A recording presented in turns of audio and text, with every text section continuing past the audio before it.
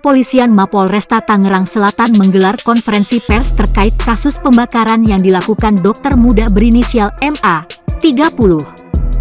Diketahui, kebakaran maut terjadi di bengkel kawasan Jalan Cemara Raya, Kecamatan Jati Uung, Kota Tangerang pada Sabtu, 7 Agustus 2021.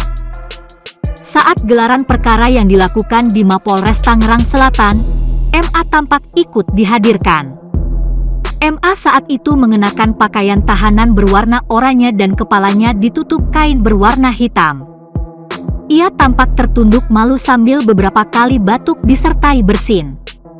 Tak jarang ia ingin muntah sambil memegangi minyak kayu putih dan handuk kecil.